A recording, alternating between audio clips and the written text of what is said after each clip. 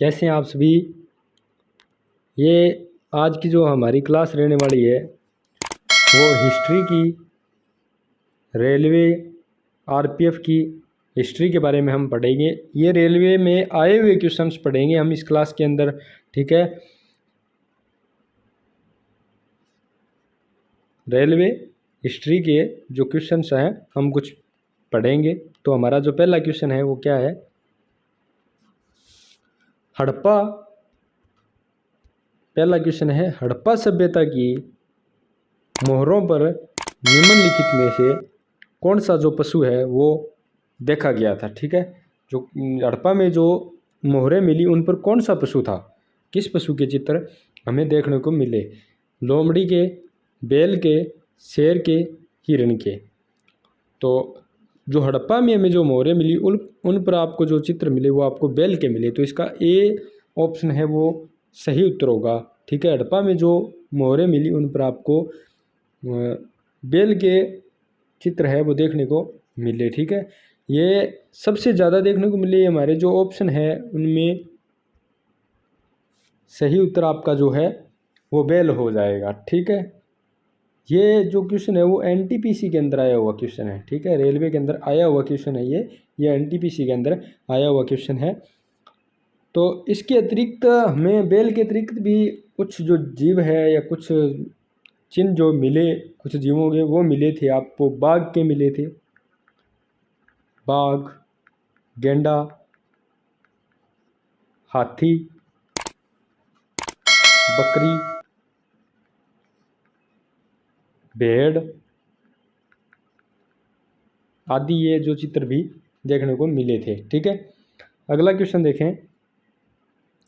अगला क्वेश्चन हमारा है वो है भारतीय नेपोलियन निम्नलिखित में से किसे कहा जाता है। भारतीय नेपोलियन है वो किसको कहा जाता है, भारतीय नेपोलियन किसको कहा जाता है। स्कंदगुप्त को कहा जाता है, चंद्रगुप्त द्वितीय को कहा जाता है, समुद्रगुप्त को कहा जाता है, या पुलकेशिन द्वितीय को कहा जाता है। जो भारत का जो नेपोलियन है वो कहा जाता है आपका समुद्रगुप्त को। तो आपका इसका जो है सी ऑप्शन इसका जो करेक्ट आंसर हो जाएगा, ठीक है। अब ये जो समुद्रगुप्त थे वो आपके चंद्रगुप्त प्रथम के उत्तराधिकारी थे, ठीक है, उत्तराधिकारी थे। और समुद्रगुप्त की जो राजधानी थी वो राजधानी कौन सी थी, पाटलिपुत्र। समुद्रगुप्त की जो राजधानी थी वो थी पाटलिपुत्र, ठीक है। अगला क्वेश्चन हमारा है वो है पल्लव राजवंश के संस्थापक कौन थे। ये क्वेश्चन भी आपका आया हुआ है। वैसे तो सारे ही क्वेश्चन आए हुए हैं इस क्लास में जो हम करेंगे, लेकिन ये आरपीएफ में आया हुआ क्वेश्चन है, ठीक है। पल्लव राजवंश का संस्थापक कौन था। सिंह विष्णु, कृष्ण, नंदीवर्मन, महेंद्र वर्मन। तो पल्लव राजवंश का संस्थापक था वो आपका था सही सिंह विष्णु। तो इसका जो सही आंसर होगा वो आपका ए ऑप्शन इसका जो है करेक्ट आंसर होगा। पल्लव राजवंश का जो संस्थापक था वो कौन था, सिंह विष्णु, ठीक है।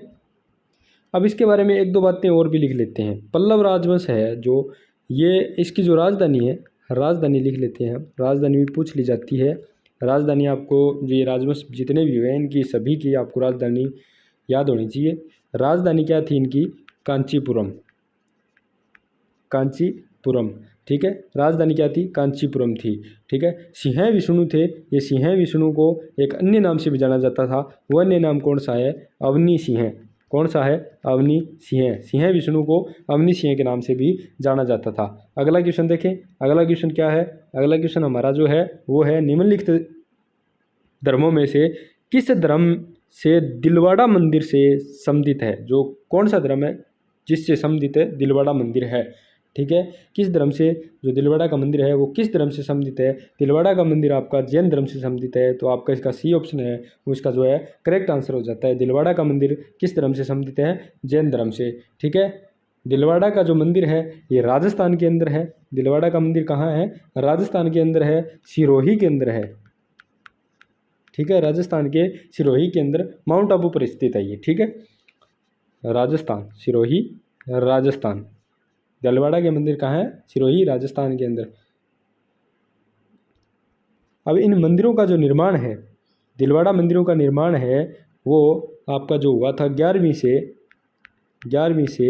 13वीं शताब्दी के मध्य, ठीक है, शताब्दी के मध्य, ठीक है, 11वीं से 13वीं शताब्दी के मध्य इनका जो निर्माण हुआ। और इनका जो दिलवाड़ा मंदिर है, इनका निर्माण चालुक्य राजवंश के शासनकाल में हुआ। किस राजवंश के शासनकाल में हुआ? चालुक्य राजवंश के शासनकाल में हुआ दिलवाड़ा के जैन मंदिर, ठीक है। अगला क्वेश्चन आपका क्या है? अगला क्वेश्चन है, निम्नलिखित में से कौन बुद्ध के सिद्धांतों से संबंधित है? बुद्ध के सिद्धांतों से कौन संबंधित है? विनय पिटक, अभिधम्म पिटक, सूत पिटक, दिव्यदान।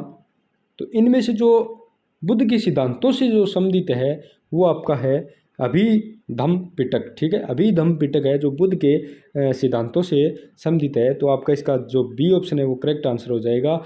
ये जो अभिधम्म पिटक है वो बुद्ध के त्रिपिटक में से ये एक है, ठीक है, त्रिपिटक में से एक है। त्रिपिटक मैंने आपको कल बताए थे, कल की क्लास के अंदर, ठीक है, उनमें इनका नाम भी था। अभिधम्म पिटक जो है वो आपका बुद्ध के सिद्धांतों से संबंधित है। अगला क्वेश्चन क्या है? अगला क्वेश्चन हमारा है, सिंधु घाटी सभ्यता का सबसे पहला खोजा गया स्थल कौन सा है? सिंधु घाटी सभ्यता का जो सबसे पहला खोजा गया स्थल है वो कौन सा है? लोथल है, कालीबंगा है, मोहनजोदड़ो है या हड़प्पा है? बताइए कौन सा है? जो मोहनजोदड़ो का जो सबसे पहला सिंधु घाटी सभ्यता का जो सबसे पहले खोजा गया स्थल है वो कौन सा है? वो आपका हड़प्पा है, ठीक है। डी ऑप्शन आपका इसका जो करेक्ट आंसर हो जाएगा। सबसे पहले हड़प्पा को खोजा गया था। हड़प्पा की खोज 1921 के अंदर की गई थी राय बहादुर दयाराम साहनी द्वारा, दयाराम साहनी ने, ठीक है, 1921 के अंदर। अगला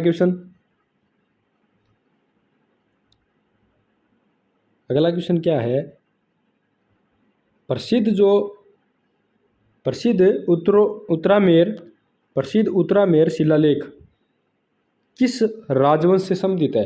प्रसिद्ध उत्तरामेर शिलालेख किस राजवंश से संबंधित है? पांड्य से, चोल से, पल्लव से, चालुक्य से? तो जो प्रसिद्ध उत्तरामेर शिलालेख है वो आपका चोल राजवंश से संबंधित है, चोल राजवंश से संबंधित है। अगला क्वेश्चन हमारा क्या है? अगला क्वेश्चन है वो है, सिंधु सभ्यता में इनमें से किस स्थल में जलाशयों के साक्ष्य मिले? किस स्थल में जलाशयों के साक्ष्य मिले? कालीबंगा में मिले, धोलावीरा में मिले या कोट दीजी, लोथल, ठीक है। जो जलाशयों के जो आपके साक्ष्य मिले थे वो मिले थे धोलावीरा से।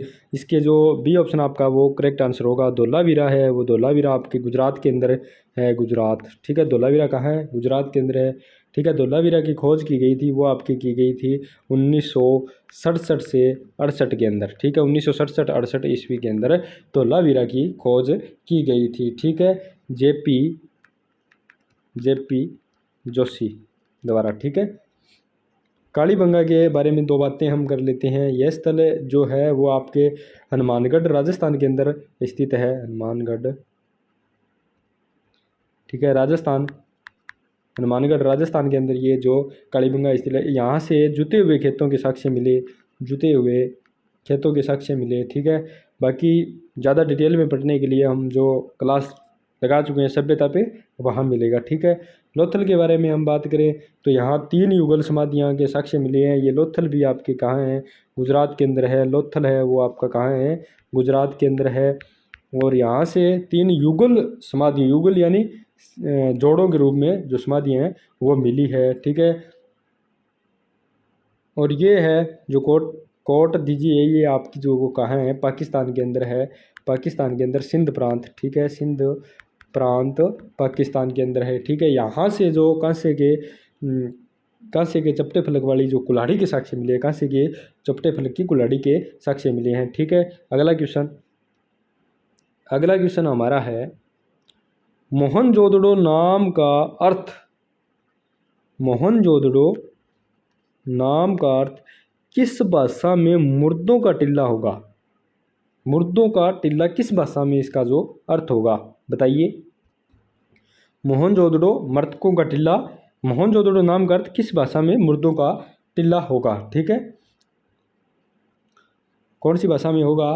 तो इसका जो आपका सही उत्तर है वो आपका डी ऑप्शन इसका सही उत्तर है, सिंधी भाषा। ठीक है, सिंधी भाषा के अंदर इसका जो अर्थ है वो मुर्दों का टिल्ला होगा मोहनजोदड़ो का।